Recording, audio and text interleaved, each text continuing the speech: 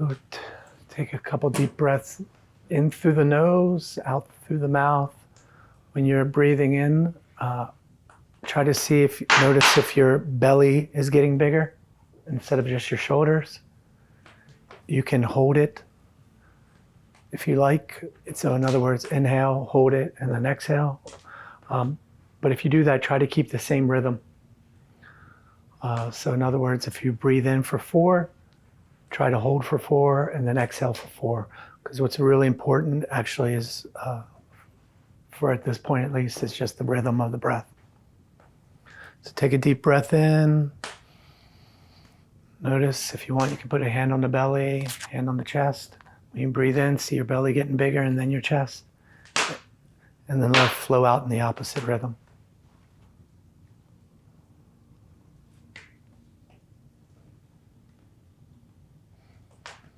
Connecting in, checking in on your energy centers, see how you're feeling. Notice the state of your being.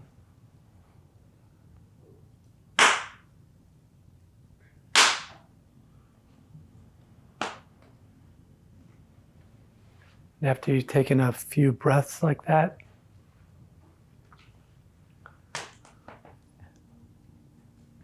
bring in an intent.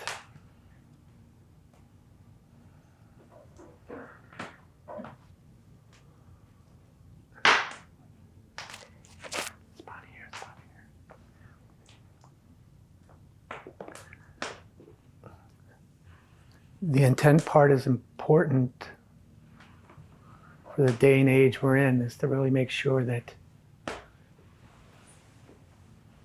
you're starting to step into the reins as co-creator.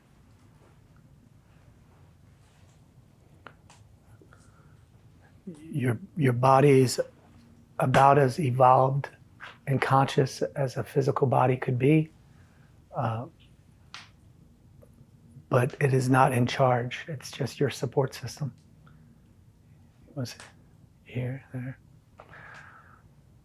And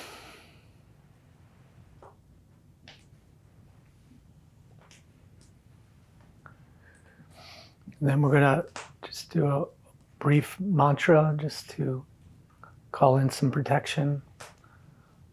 Pretty standard mantra, Om Namo Guru Dev Namo. We're gonna do it all in one breath. So take a deep breath in. Om Namo Guru Dev Namo.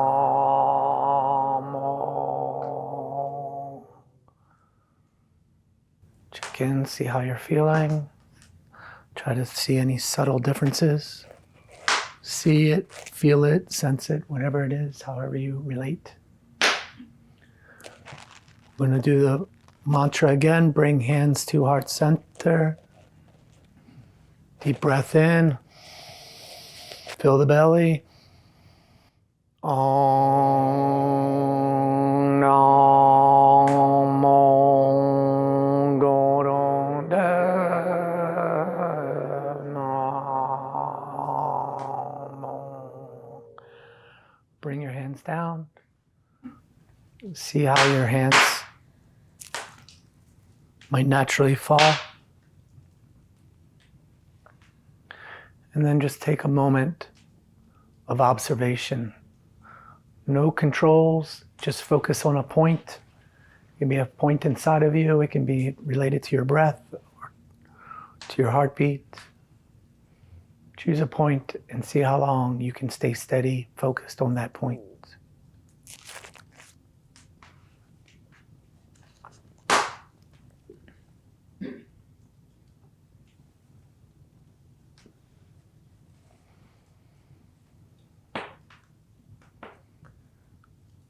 Keep bringing yourselves back to that point.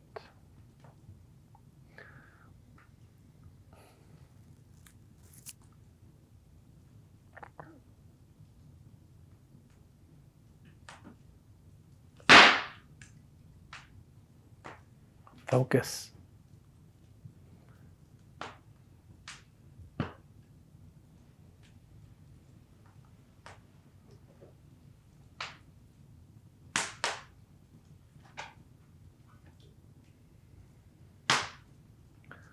30 more seconds.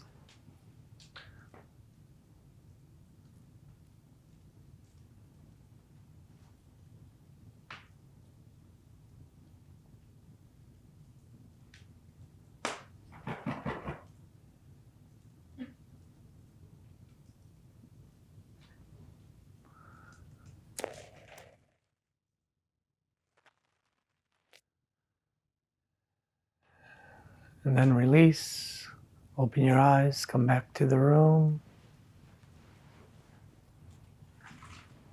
It's really important because there is not a person in here who can really maintain that focus for more than 8 to 10 seconds. The idea is to be able to instantaneously keep bringing yourself back without judgment. So notice when you lose your focus as quickly as you can and just bring yourself back. Don't add stories to it. I want to thank each of you for making the decision to join us tonight to bring your spirit and your energy.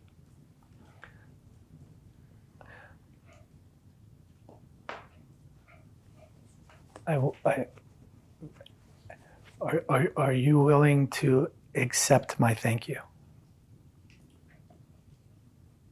Or is it just a word? You say, allow my gratitude to help you to open your hearts. You say, I thank you for being here tonight, for making the choice to join in our energies. Actually, going into tonight, tonight's going to be a little bit different because we're going to do a couple exercises and go through some things using the full moon in Libra to really help balance out the energies. Looking at really learning how to take ownership over your stuff instead of doing what the people that suffer typically do, which is they blame everything else because they think they're smarter than everything else. It's just the way it goes. It's how we learn. We've gone through an industrial age and we've gone through an information age, and what we're just starting to realize is it's kind of a new age that's awakening, which is it's based on basically love, but love not as a sentiment. Thank you very much, but love as a power. It's a infinite power that powers every single thing that we encounter. And it's our greatest power if we learn how to tap into it and to work with it. It requires a complete surrender and acceptance, no control. Do you see? But as you learn to work with it, you become a co-creator. But a lot of people are afraid of it because we've gone through ages of teaching people how to be enslaved, to where only a few people have the answers, or you have to go through priests that can pray for you, or that you need alcohol, whatever it may be. People do these things to hide because they're afraid of tapping into their own power. Do you see? And so what they do is, their last bastion of hope of control is they hand it to other things. And they give their power away. Do you see? We do it in all kinds of addictions. So tonight we're going to try to start looking at that and try to unravel it so you can maybe apply it to your life and see how might you be able to start stepping into your power. Mostly in the beginning tonight, we're going to be looking at it through the power of words. But I'm not just talking about the words you choose to use in public or how you might speak certain words here and certain words in other places, being inauthentic with your true words. The words of affirmation that you might do, but also the self-talk that you do to yourself in your head. or sometimes even the lack of ability to express these things. This is why these talking circles are so powerful, because they get you to start saying some things. And sometimes we kind of pick on people to try to make them uncomfortable or to speak and stuff like that. Not just because I enjoy it, but also because it helps break the mold on things. You'll have these lessons in your head and you think you really understand them until you try to start expressing them. And you'll find a lot of times when you start expressing them, you've given away all of your power because you blame everything other than yourself. Do you see? The idea is to lovingly look within, to give yourself to a power to see how you are the cause of your own reality. Do you see? We give away everything and we just respond to reality, or we try to numb it. Do you see? So we're going to play around with a few things. Tonight, what was put together is it's probably one of my more difficult ones, because I really don't, it's not like I know these subject matters too well, but this is what's come up, and so this is what we're going to be sharing tonight. So it is a little bit different than some of the other meditations. So often I write this and then I don't even refer to the paper, but for some of this tonight, I'm going to refer to some of the papers to try to help keep me on track. We're going to start with an example. You go to the fridge and you had some cookies and you get a cup of milk. And you come walking away from the fridge and you bump somebody and you spilled all the milk. Someone bumps into you, whatever. What was the cause of the milk spilling? Play around with it. Anyone? So you can use these kinds of examples in any kind of way, but the idea in this first example is that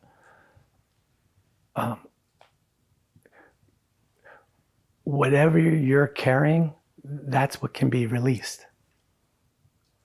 Do you see? So as Michael was saying, if you're carrying milk, then you're going to spill milk. If you were carrying beer, you're going to spill beer. Do you see? So you get to decide, as you're going around the day, what's going to come spilling out of you. Do you see? You are creating that reality, starting right from the beginning. You see? If you're carrying, for instance, in Mahul's example, if you're carrying anger, then what's going to spill out of you? Right? If you're carrying doubt, how are you going to see the world? Right? So start by choosing that, deciding what is the thing that you're going to be carrying. Second example. You're in the second story of a house. You want to get to the roof. And so what you do is you go over, you open up the window and you step out and you land on the lawn. What was the cause? And what was the effect? See, what I'm trying to get at is you need to start really looking at life between the cause and effects and see how you're analyzing things. See, in a way, Jacob inadvertently looked at what the cause was. The cause was, if you don't know how the rules work and you go and step out the window, the effect is you're going to fall to the ground. Do you see? These cause, a lot of times we get the cause and effect mixed up. Let's try another one. Close your eyes for a second. Try to sink in a little bit. Don't worry about having the right answer. We're just playing around for a little bit. Think of something that's been bothering you. I'll give an example, and then the effect. My boss at work does this, and then I feel like this. Think of one for yourself, cause and effect. Think of both.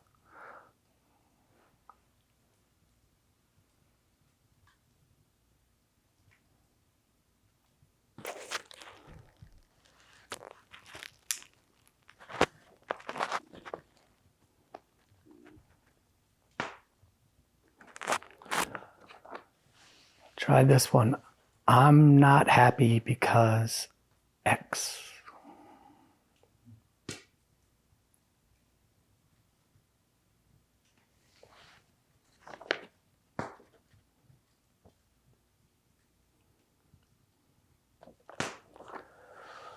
Okay, open your eyes. Let's try one. Who wants to do one? If one came to mind for any of you. Go ahead. If you need to get to a specific, or else you just have these things triggering you all the time, you don't even know what it is anymore. How are you going to really look at it unless you can express it? I might have broken. So what you want to try to do, if you're going to look at some of these cause and effects, is try to do something like this. Whatever you think is the cause, make that the effect. So what I'm trying to say is, for instance, a lot of times when you're looking at things that you think are outside of your control, it's because you're looking at it, that the thing outside of you caused you to feel a certain way. So what you can do is turn it around and make that thing the effect, so that you can take on a responsibility to show that you have control over those things. You see? Someone comes up to you and says,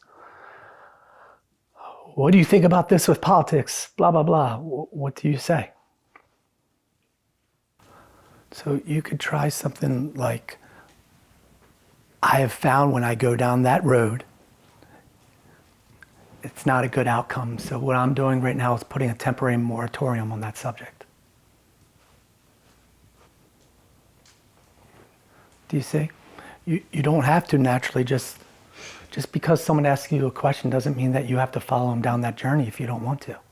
You can have ways of gently shutting things down in a way that's pretty firm. Do you see? But you get to set the tone. If your boss is being a jerk and then you're responding by X, it's because probably along the line you've taught your boss to be a jerk to you. Of what boundaries you will and will not accept. People are always going up and down those interactions, do you see? But you get to decide who's in charge of how you feel through the power of your words. Or you can give away your power. The idea is that allow your words to speak your principles. And then you will be powered through love. Instead of having your words be responses to outside influences. Do you see? What you're doing, what you're learning to do is to start stepping into your power. But you're fueling that power based on your intentions. Do you see?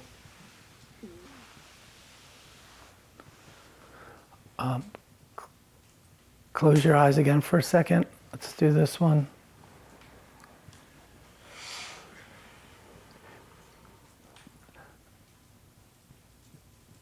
You're an angry person. What if someone comes up and says, you're an angry person?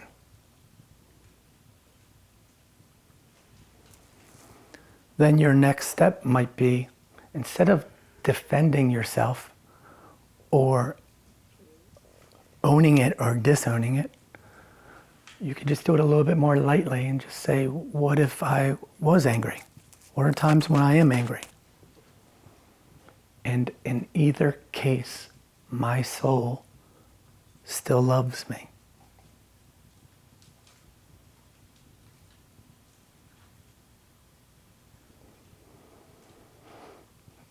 You see, open your eyes again.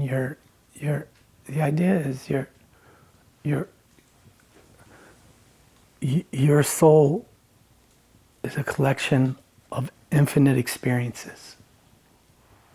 And what's happening is, based on all these infinite experiences, you've chosen one iota of perspective and personality that's come in,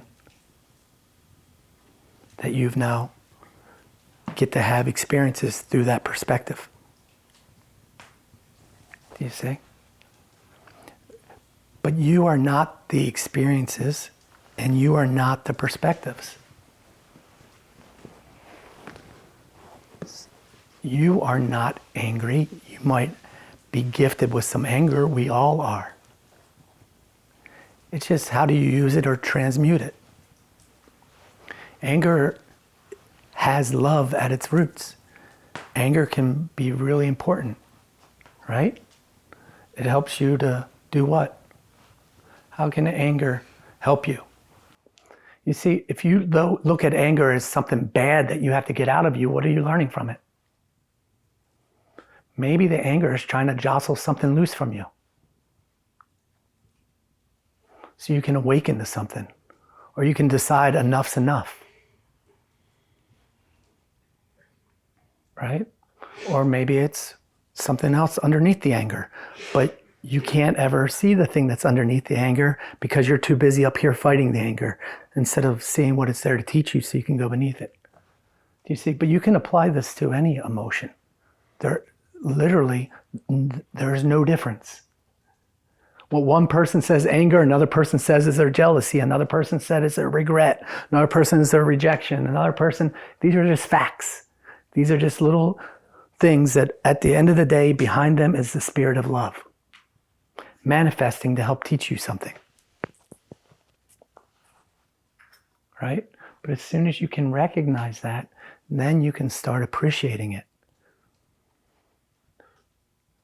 But a lot of you use the word tonight, need, as you talked about your different things. I need to do this.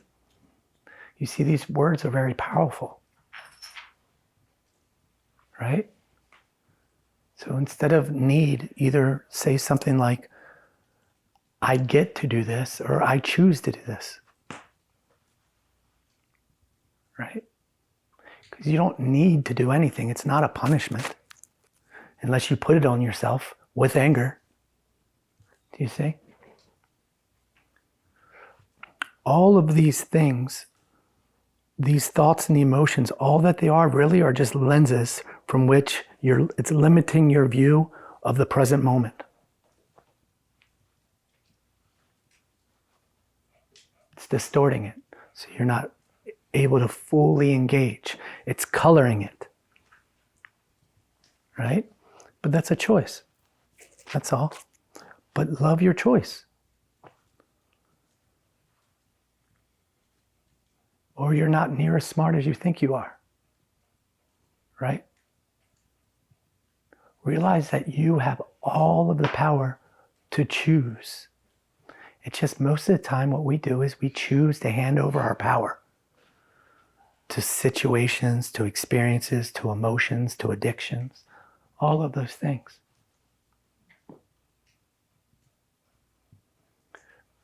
Because underneath, there's a huge change happening in consciousness right now. And so it's going to cause a lot of stirring. Just like COVID did, or the Great Depression did. You can hear some of the surface stories probably if you look back on the Great Depression, but you would also hear a lot of stories of families getting a lot closer, of relationships getting a lot deeper, of appreciations for the simple things in life becoming much more profound. Do you see? It's through those sufferings that there's great opportunities. And so, yeah, there's a lot of suffering that individuals are experiencing and that they're believing much more greatly because they're watching the news and stuff like that. But those sufferings really are just opportunities to grow. But you got to make a choice. Right? It's always a choice. But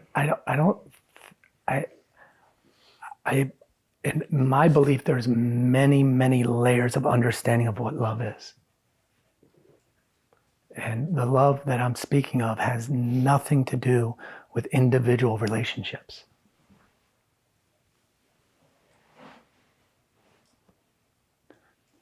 It is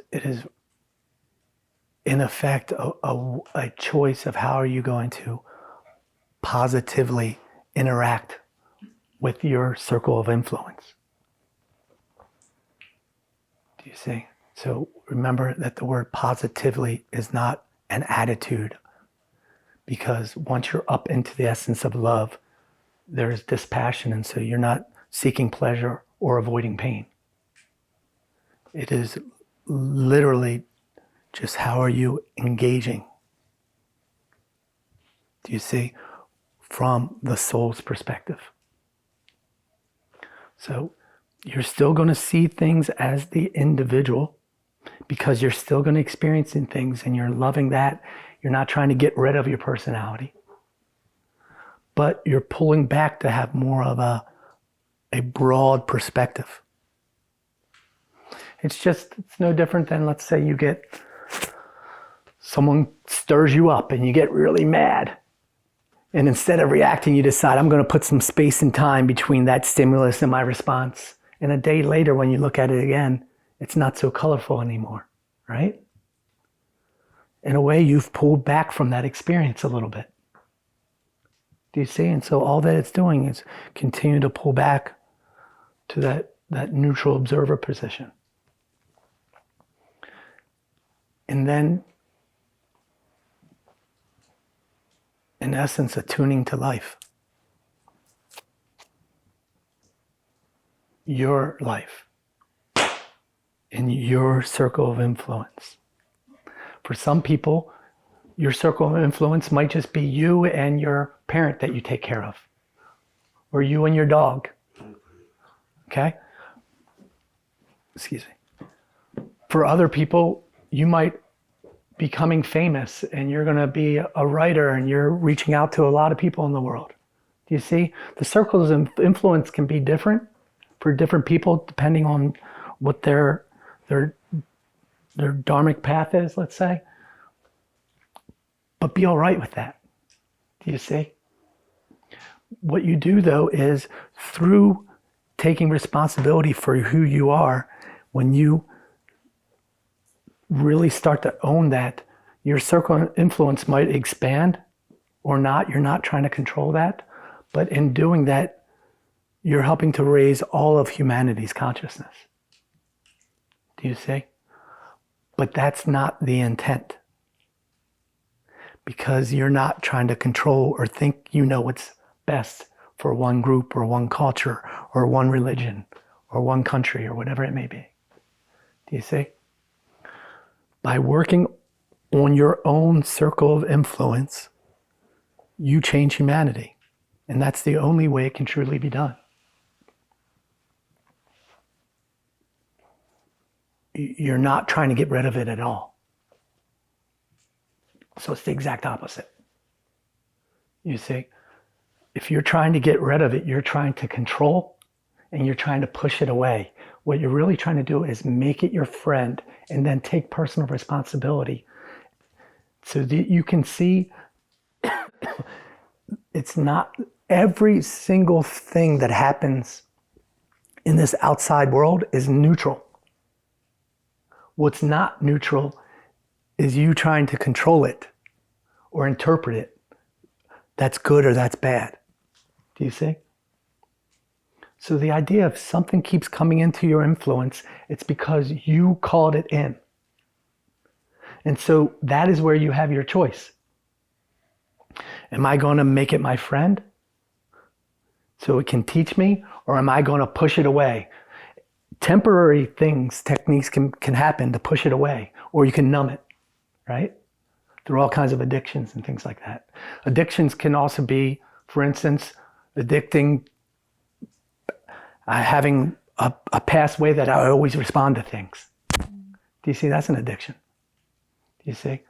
But the idea is as long as you're allowing external things to control your present moment, and whether it's something, all of those things are encounters that you've judged based on your past reactions.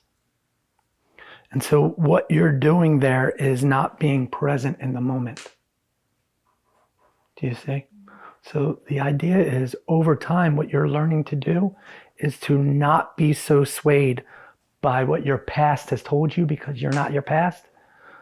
And in that, you can start coming into knowing the unknown of the present moment. It starts expanding. And then what happens is, now that you're opening up to who you truly are, the future starts filling in. That's where spirit comes and meets you and reflects back to where you can start getting more towards your true authentic self and what your true path is. Until then, it's being continuously masked. We're really a collective group of experiences, do you see? So you start learning how to not be so attached to the stories of who you think you are or who you think you aren't. And where it's a paradox is, at the same time, you're also all right with who you think you are and who you think you aren't. Do you see?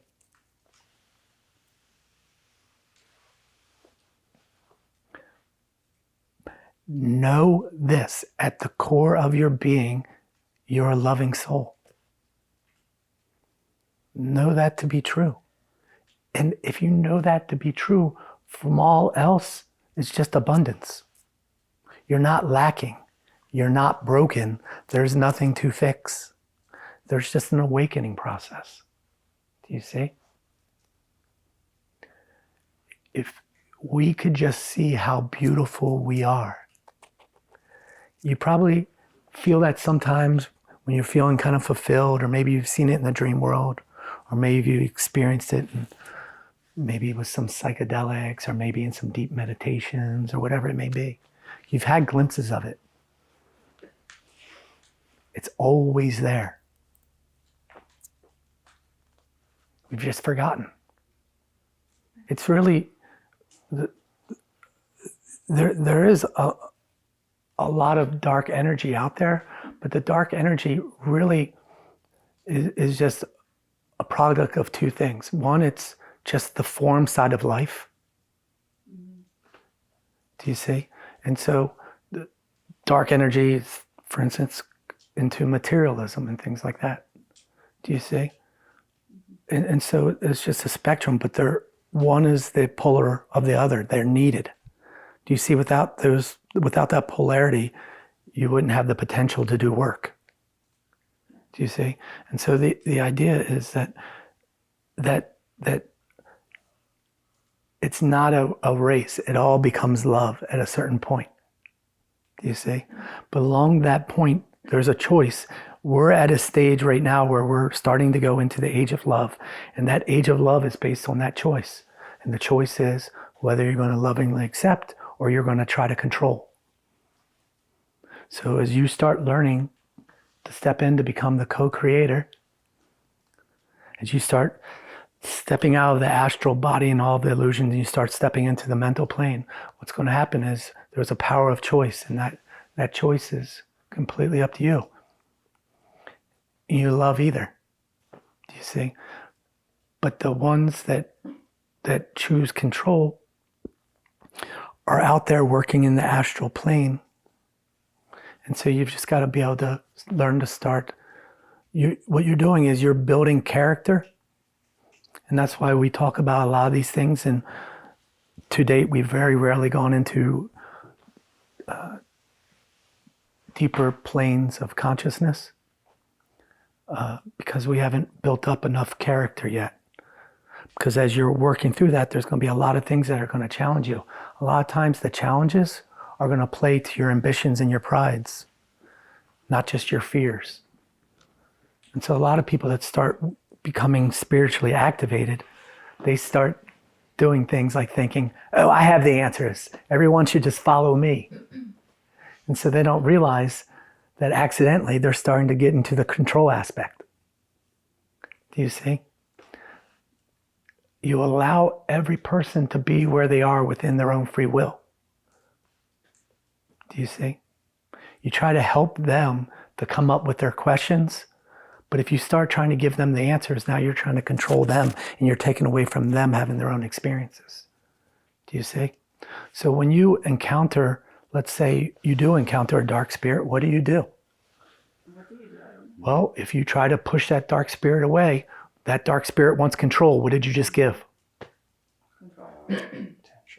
You see? So that spirit just got stronger. And now that spirit knows your triggers. And guess what happens? You keep fighting it and they keep feeding you because you're asking for it. But as soon as you give that thing love, what happens? If that dark spirit didn't have a loving intention to help you within some kind of a lesson, it disappears, it vanishes. You see, you want instant responses and instant actions. See, you're trying to control again. You see? I've had many times where all my stuff has gone up and gone down or turned off completely, and I don't try to change any of it. You see? That's faith, and that's a knowing. Patience. Yeah, but patience doesn't mean that you stop putting out effort. But patience means is you're all right with whenever the response comes. But you've got to put in the work, right? The disciplines. Because a lot of people will talk, they want all kinds of stuff, but they're not willing to do the work. Myself included. Good. And so it's a lot easier to give love to things that you agree with. But how do you give acceptance to the things that you think are bad? Do you see? That's where it gets. You see, love. It's in our solar system. It's a loving wisdom, but right now we're mainly just focusing on the love aspect, and so it comes down to control versus acceptance. That's the main thing that we're looking at. Yes, ma'am. No, the situations aren't negative. You are. That's the hard part. That's what is referred to as quantum reframing, where you change it around and instead of saying these causes or no, those are effects. You're the cause. So you start reframing it to see, how do I help these things instead of how do I respond to these things? Do you see? So as you're learning to be the co-creator, you're creating energy, you're not responding to energy. So I'm going to give a couple different phrases just so you guys can see how the phrases sit within your head. So take a second, we'll just drop into your meditative state for a second. I'll have to see which phrases I'm going to throw out there. I'll try to frame a couple of them. Some might sound a little weird. But first, go through your steps of how do you get into your meditative state, whatever that means for you. Notice how you're sitting, how your arms are being. Are your arms crossed? Or are they open? Are you guarding your heart or are you opening your chest? Are you able to breathe into your belly? Are you putting a white light around you? Are you calling in spirit guides if you believe in that, or angels, or love, or asking for support? In other words, have a ritual you go through, and over time, make a relation with that ritual to where you can instantly bring it in. And then eventually you can skip all the steps.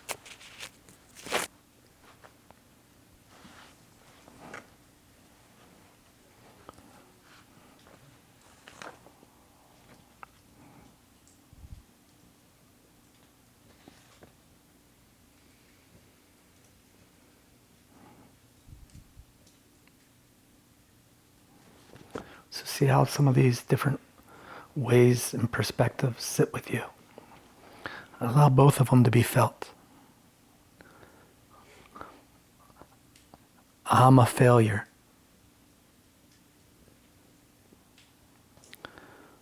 versus I've learned a lesson and now I'm better positioned for the future.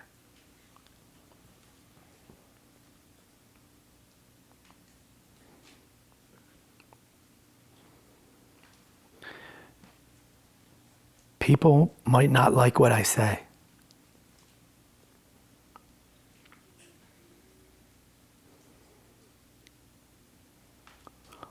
My honesty will attract the right people.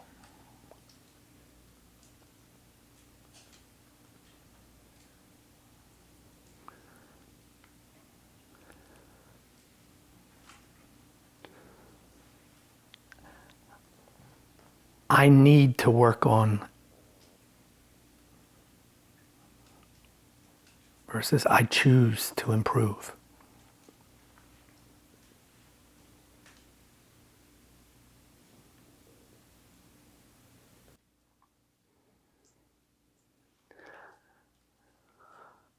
I'm not sure. I don't care.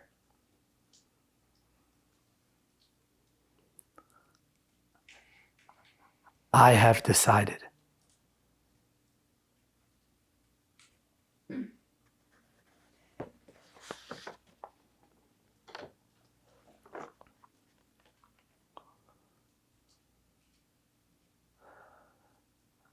I have an idea. I have a solution.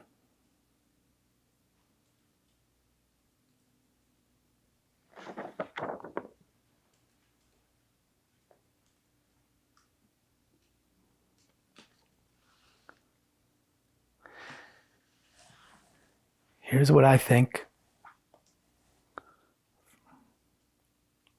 or here's what I've found.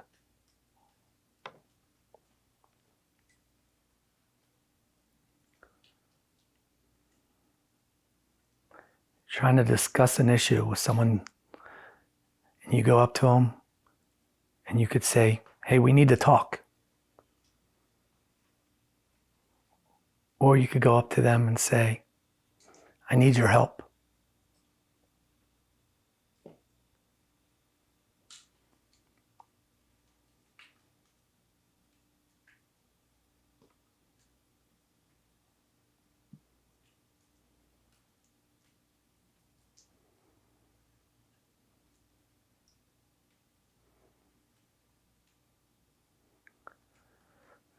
How does this one sit with you?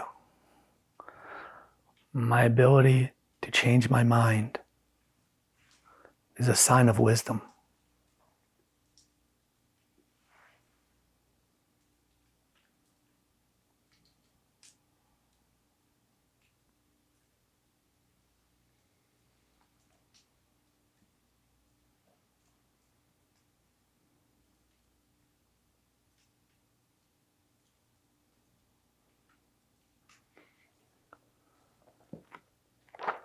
My future needs me.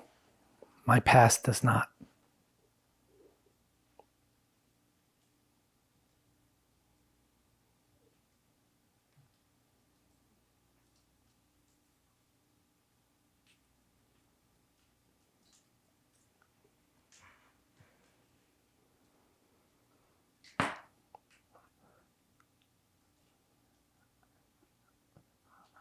I am worthy.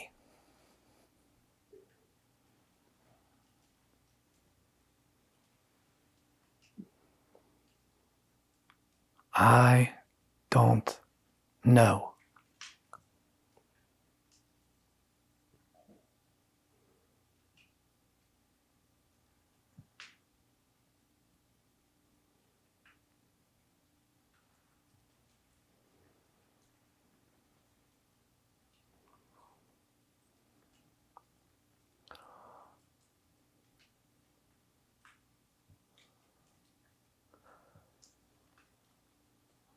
Compare this one.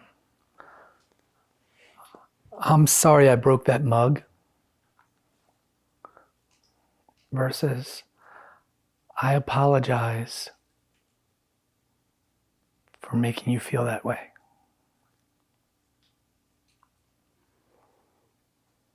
Cause and effect.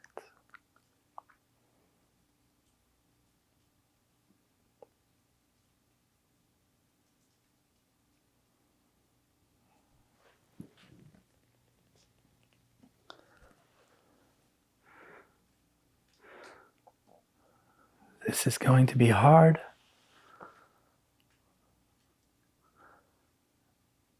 I'm unstoppable.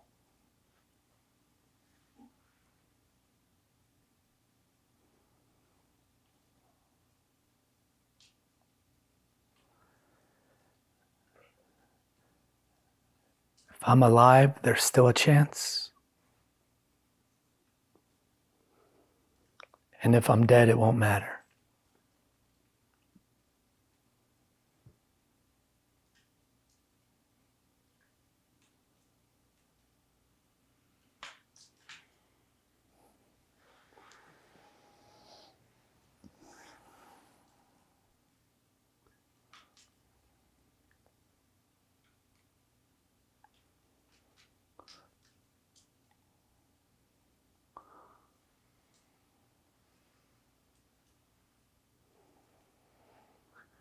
Then bring yourselves back.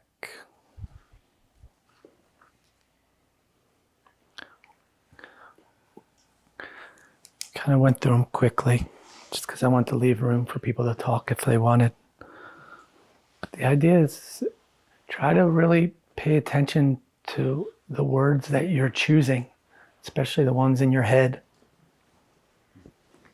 You notice how disempowering they can be.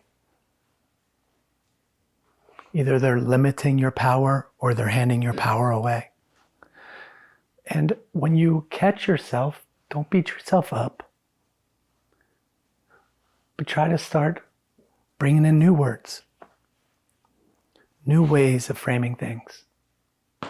For instance, I have a series of things that I go through most mornings or afternoons. It's a write-up of different things. I think when I first wrote it, I loved it. And I think I'm on like version 115 or something of it. And sometimes some of the old things come back. You see what I'm saying? Just because you put something together doesn't mean it has to stay there forever. Just make a relationship with it and leave room for new things to come in. It's really important wherever you are and forever to have a little bit of ignorance. To not think that you know it all. Because if you do, you stop learning and growing. Do you see? There's always new ways of looking at things and studying things and being open to things. And that's really important. We will have one final meditation tonight. And this one, it's not going to be too guided. It's just going to be a few different things that we'll bring up and allow you to flow with it a little bit. But I will make a couple comments on some of the things that flew through tonight. What's important is you, through your power of words, you get to decide what to bring to life. Most people want to spend a lot of time talking about what they consider their flaws or their negative parts of their past. And so that's what you're, of course, going to bring to life. But you could also start to choose to speak about the things that fulfill you, the things that bring you joy. You get to write the script. You are the creator of your reality. Do you see? You can change it at any point. You are not who you think you are in this lifetime.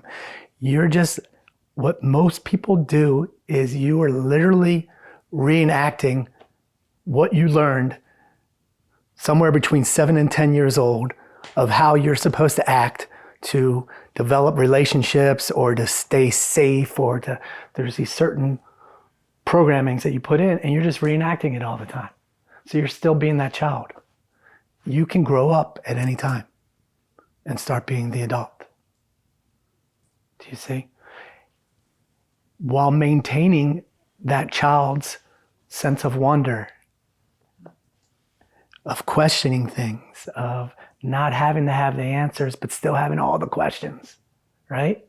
Of being all right with falling and scraping yourself and just jumping right back up and running out and doing it again, maybe. You see? You don't have to lose that, right?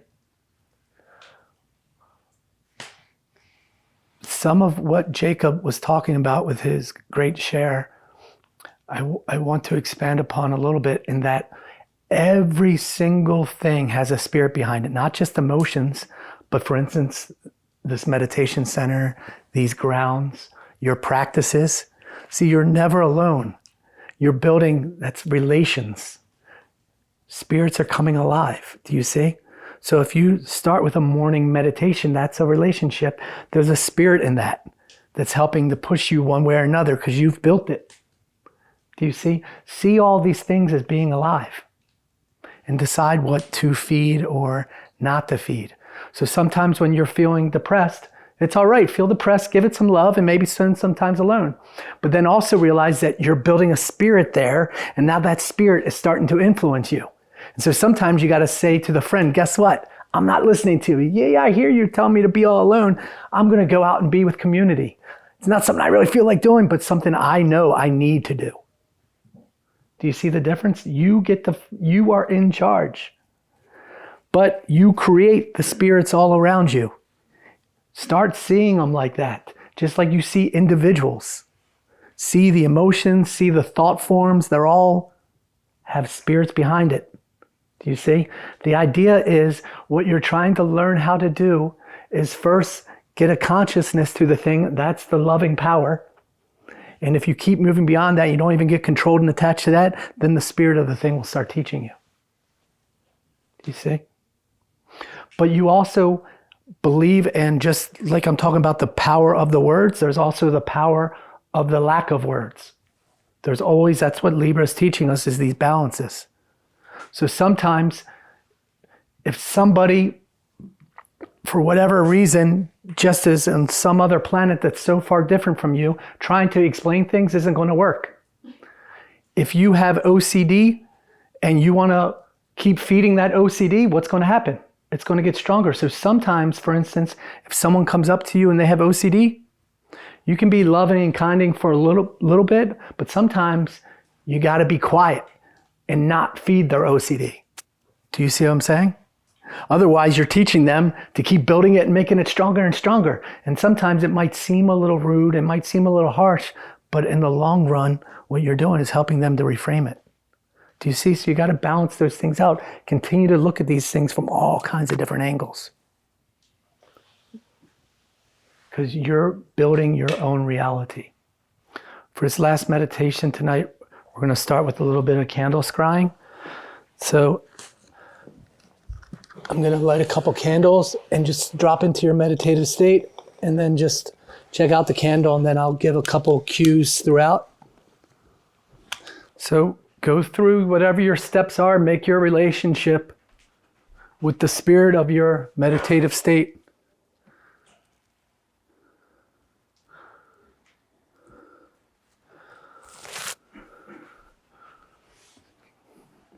Inside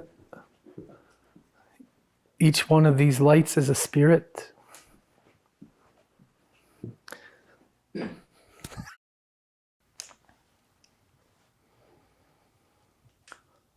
to maintain your focus. Look into the light of any one of the candles.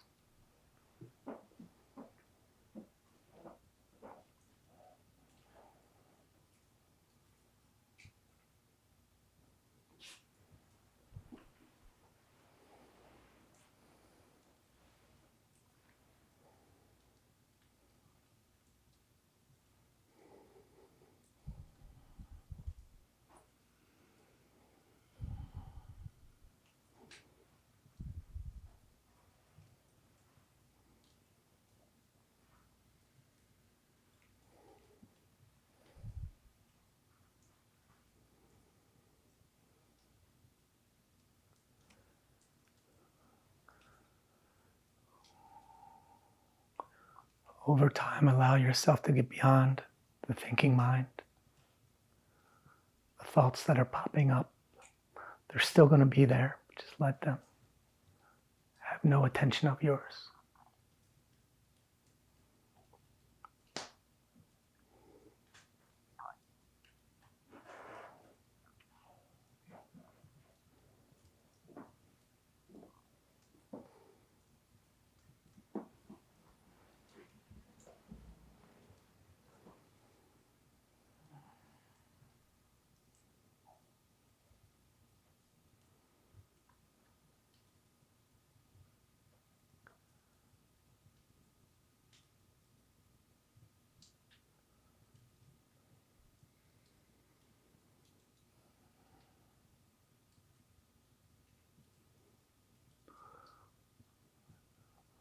For a little bit, squint your eyes to where you can see different rays shooting out from the main flame.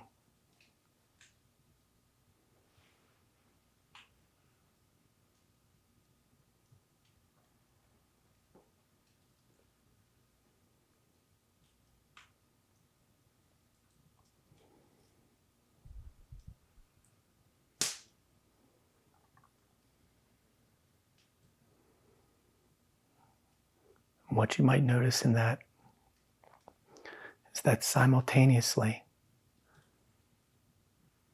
the candle can be that main light, and it can also be the individual rays.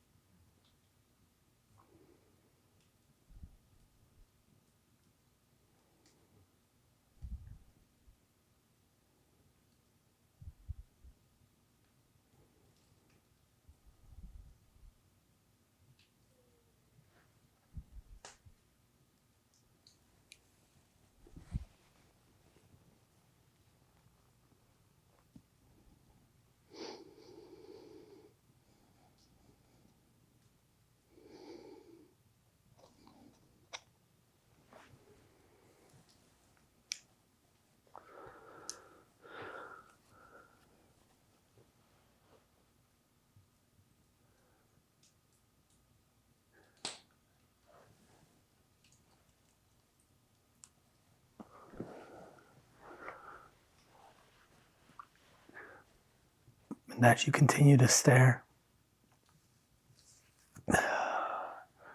see if you can bring forth the light that exists within inside of you,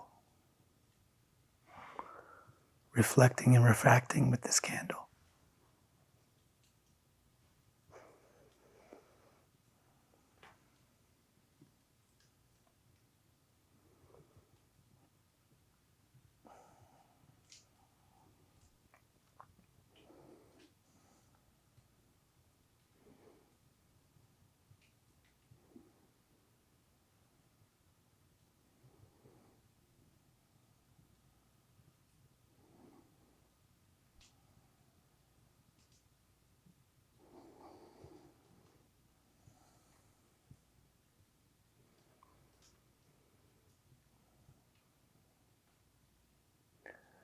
Feel that light existing inside of you.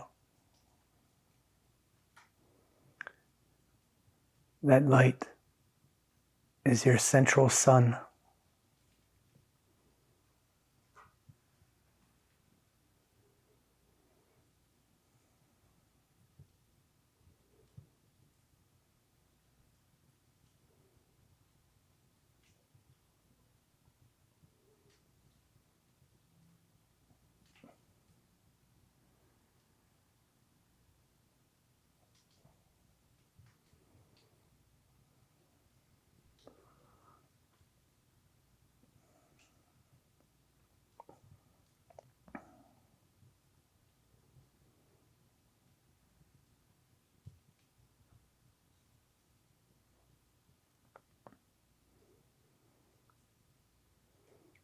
At the core of that central sun, at the core of your being, is your soul.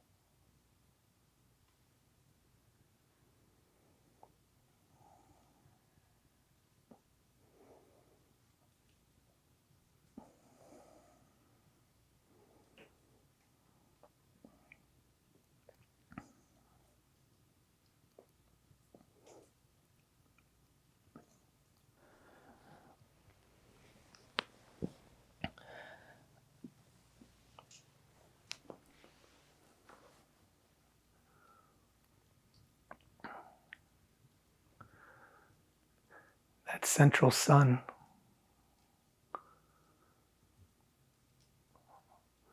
shoots out a light in every direction, just like that candle flame.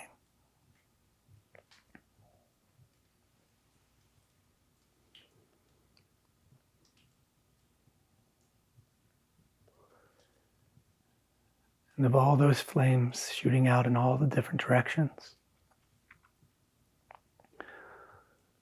your soul chooses one ray, and that's your personality in this lifetime.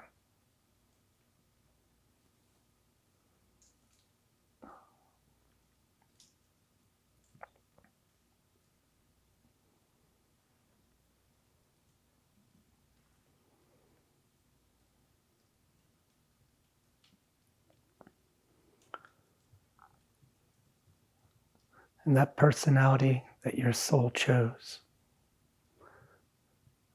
that personality is your personal reality.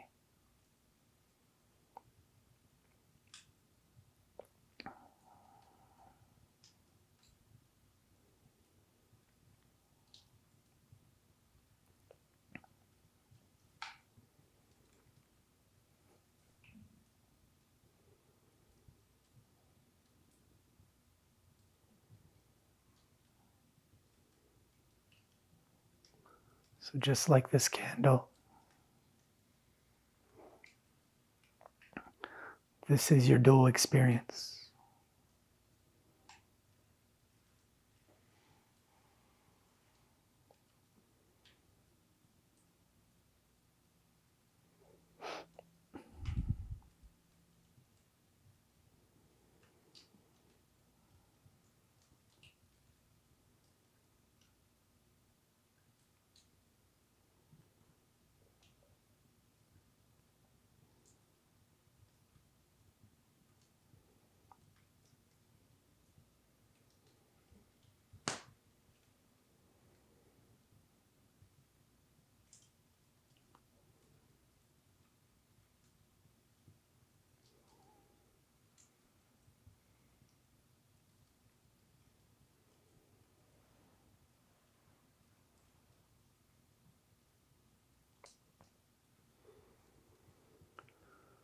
No matter where you go,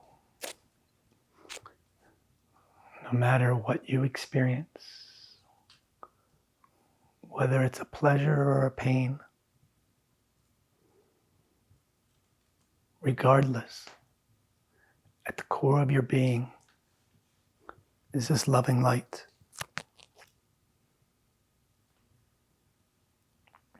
the eternal flame.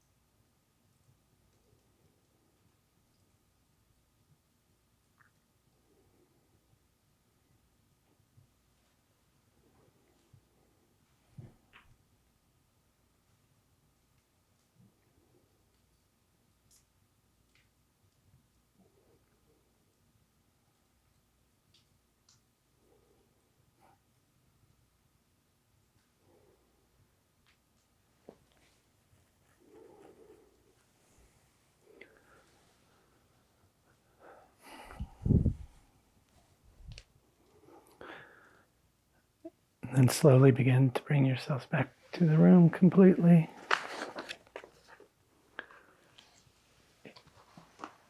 Teresa, will you turn back up the light, please?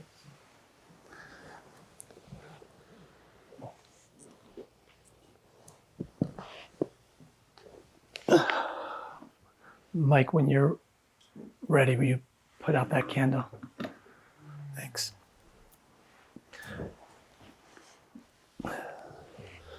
So it's kind of like if you're looking at this carpet in a way, this is all the experiences in the universe, and wherever you bring your awareness, that one light comes on, and that's your experience.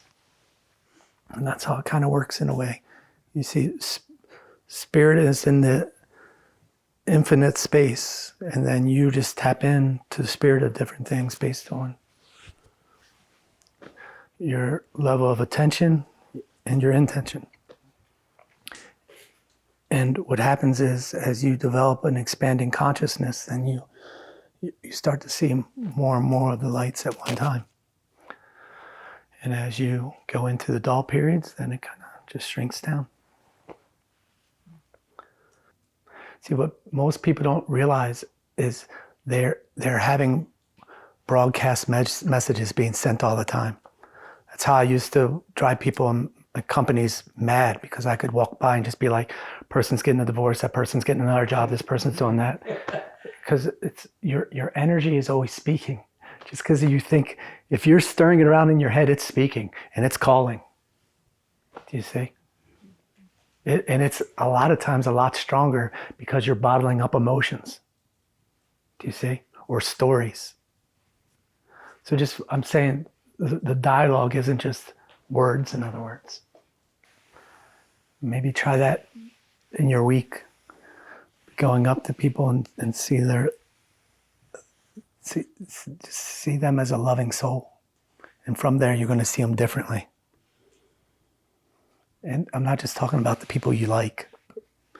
You know, I'm talking about your boss or a stranger or whoever.